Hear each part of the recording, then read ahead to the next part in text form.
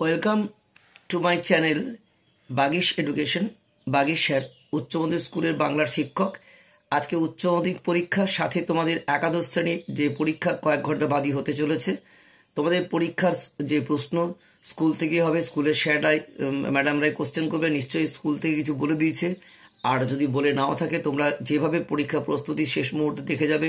একটু বলে দিই, আমি বাগিশের উচ্চ মাধ্যমিক স্কুলের বাংলার শিক্ষক। অসংখ্য ছাত্রদের বোর্ডে র্যাঙ্ক করে আসছে, আমার স্টুডেন্টরা, তোমরাও করবে। শেষ 11 পরীক্ষার আজকে দ্বিতীয় সেমিস্টার পরীক্ষা কী কী প্রশ্ন তোমরা দেখে যাবে, ভালো করে দেখে নাও। আর বিষয়টি তোমাদের এই মুহূর্তে প্রিয় বন্ধু ও বান্ধবীদের মধ্যে শেয়ার করে দিও।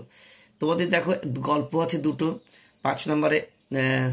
একটা হচ্ছে তোমার ছুটি আর তেরেনাপোত আবিষ্কার। এই দুটো প্রশ্নের মধ্যে যদি একটা ভালো করে দেখে যেতে পারো তাহলে কোনো সমস্যা নেই। তা কোন প্রশ্ন করবে সেটা তো অবশ্যই বলবো। আর ঠিক সেইভাবে তোমাদের কবিতা ক্ষেত্রেও তোমাদের যে প্রশ্নগুলো আছে, 3টে কবিতা আছে, তার মধ্যে তোমাদের যে কবিতাগুলো সিলেবাসে আছে, ভাব সম্মিলন তোমাদের আছে, দ্বিতীয় কবিতা তোমাদের আছে লালন শাহ ফকিরের গান, আর তৃতীয় কবিতা আছে নুন। নুনটা আগেও ছিল। এই 3টের মধ্যে তোমাদের একটা পরীক্ষা লিখতে হবে, যে কোনো একটা বা দুটো ভালো করে করে দিয়ে হবে। আচ্ছা, আগুন তোমাদের নাটক আছে, এই আগুন থেকে তোমাদের 5 নম্বরে একটা প্রশ্ন করতে হবে। হ্যাঁ, আর তোমাদের পঞ্চতন্ত্র যে গল্পটা আছে সেখান থেকে তোমাদের অবশ্যই 2খানা প্রশ্ন করতে হবে। পঞ্চতন্ত্র থেকে তোমাদের যে বিষয়গুলো আছে একটু ভালো করে পড়ো, কারণ পঞ্চতন্ত্রতে অনেক প্রশ্ন আছে। তো বিশেষ করে তোমাদের যে বই কেনা, প্রবন্ধটা ভালো করে পড়বে। সবচেয়ে গুরুত্বপূর্ণ 25শে বৈশাখ প্রবন্ধ আছে তোমাদের সিলেবাসে। তারপরে তোমাদের যে এই দুটো ভালো করো। আর এখান থেকে তোমাদের বাকি যে বিষয় আছে সাহিত্য ইতিহাস, এখান থেকে তোমাদের একটা প্রশ্ন করতে হয়। হ্যাঁ, তাই এটা একটু ছক করে করতে হয়। আর রচনা তোমাদের আছে, রচনা তোমাদের আছে মানস মানচিত্র কিংবা বিতর্ক লেখা, এই দুটো বিষয়। এবার তোমাদের কি কি প্রশ্ন করতে হবে বলে দিই দ্রুত গতিতে। ছুটি থেকে তোমরা ভালো করে করে যাও। ছুটি গল্পের যে প্রশ্নটি সেটা যে ফটিকের চরিত্রটা ভালো করে করবে। এছাড়া ছুটি, মা আমার এখন ছুটি হয়েছে, মা আমি এখন বাড়ি যাচ্ছি, কখন কোন প্রসঙ্গে উক্তি তাৎপর্য 2+3, এটা ভালো করবে। সংসদ নমুনা প্রশ্ন আছে ছুটি গল্পে, মামা বাড়িতে গিয়ে ফটিকের দুরবস্থা, এটা ইম্পর্টেন্ট। কিংবা তোমাদের আর এটা খুব গুরুত্বপূর্ণ প্রশ্ন, এটা সংসদ নমুনা প্রশ্ন ভালো করে দেখো, প্রায় প্রত্যেক স্কুলে কম বেশি এটা আসার চান্স আছে। ঠিক আছে, তো যাই হোক। আর তোমাদের লাইন তুলে প্রশ্ন যে কোনো আসতেই পারে, তবে এগুলো একটু ভালো করে করে দিও। তেরেনাপোত আবিষ্কার থেকে তোমরা অবশ্যই যে তেরেনাপোত অভিযানের কাহিনী সেটা তোমরা ভালো করবে। যে তেরেনাপোত আবিষ্কার গল্পটি আসলে আত্ম আবিষ্কারের গল্প, বিষয়বস্তু অনুসারে নিজের ভাষা লিখো, এটা তোমাদের মডেল প্রশ্ন, এটা চান্স আসার সম্ভাবনা খুব প্রবল। পুকুর ঘাটের দৃশ্য ইম্পর্টেন্ট আছে। না মাসিমা, আমি কথা দিচ্ছি মাসিমা, আমার কথা নড়চড় হবে না, এই প্রশ্নটা তোমাদের গুরুত্বপূর্ণ। তেরেনাপোত তোমাদের এগুলো করতেই পারো ভালো করে। আর কথক চরিত্রটা তোমরা করে রাখতে পারো। গরুর গাড়ি যার যে কাহিনী সেটা তোমাদের কাছে আসতে পারে। এটা খুব গুরুত্ব। নামকরণটাও তোমরা করে দেখে রাখতে পারো। হয়ে গেলে তোমাদের ভাব সম্মিলন থেকে তোমরা যদি করতে চাও তাহলে তোমাদের এটা খুব গুরুত্বপূর্ণ। এখান থেকে তোমাদের 5টা প্রশ্ন থাকবে। ভাব সম্মিলন ইম্পর্টেন্ট হচ্ছে এটাই যে রাধার যে আনন্দের চিত্র ফুটে উঠেছে, নিজের ভাষা লিখো, এটা সবথেকে ইম্পর্টেন্ট প্রশ্ন।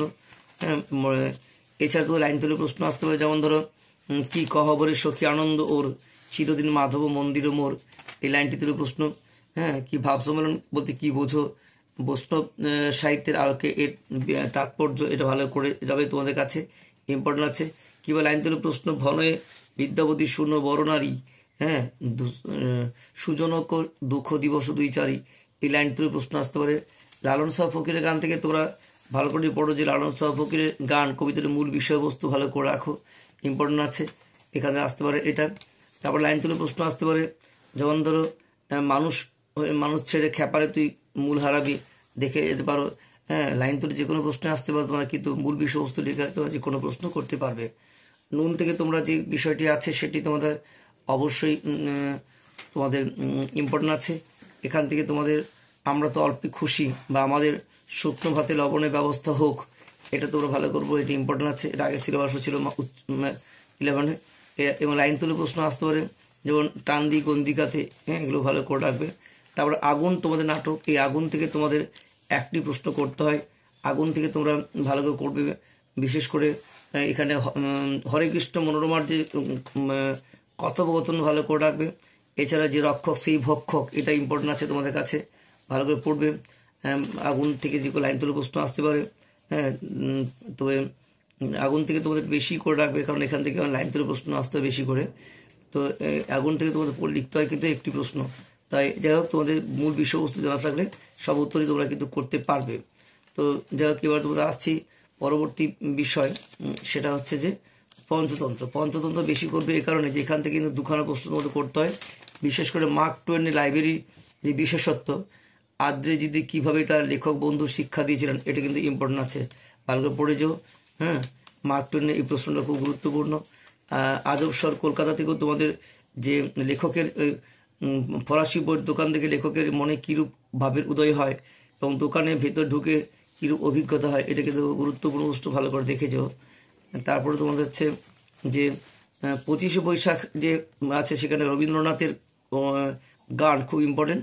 যে রবীন্দ্রনাথ গান ছাড়া অন্য কোনো গানের উল্লেখ করেছেন, তা ওই গান অসম্পূর্ণ বলে প্রশ্ন দুটি ভাগ হয়। একটি হচ্ছে যে 25শে বৈশাখ প্রবন্ধে সৈয়দ মোস্তফা আলী গান ছাড়া রবীন্দ্রনাথের অন্য কোন কোন উল্লেখ করেছেন, তার কাছে কবির গান অসম্পূর্ণ বলে প্রতিভাত হয় না কেন। এই 2+3 ভাঙা আসতেই পারে, তার এটা কিন্তু খুব গুরুত্বপূর্ণ। আর রবীন্দ্রনাথের কোনো গানই কখনো নিজেকে নিঃশেষ করে না, এই লাইন তুলে প্রশ্নটা ইম্পর্টেন্ট, ভালো করে যেও। যাই হোক, এখান থেকেও তোমাদের ইম্পর্টেন্ট একটি প্রশ্ন আসতেই পারে গান থেকে।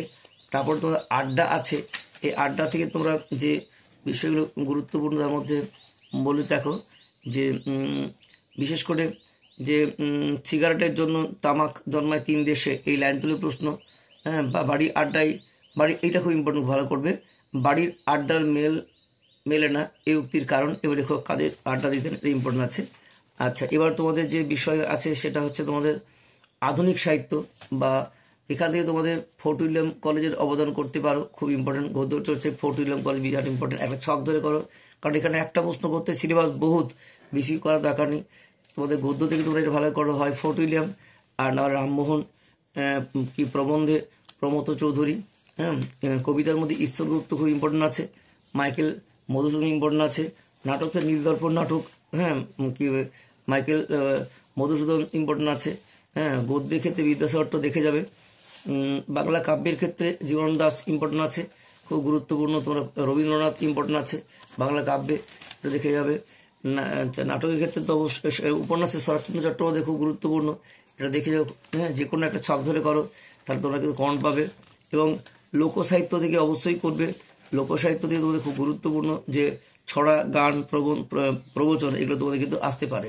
শেষ তোমাদের বলেছে প্রবন্ধ থেকে তোমাদের হয় মানস মানচিত্র থেকে তোমরা অবশ্যই দেখে যাবে।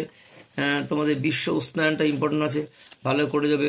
সামাজিক যে উৎসব, পরিবেশ দূষণ, এরকম সংকেত বা পরিবেশ দূষণ, ছাত্র সমাজ, দেখে যাও, কারণ এখানে তোদের পয়েন্ট থাকবে, দেখে লিখতে হবে তোমাকে। বাংলা ঋতু বৈচিত্র্য দেখে যাবে, বাংলা উৎসব তো ইম্পর্টেন্ট আছেই।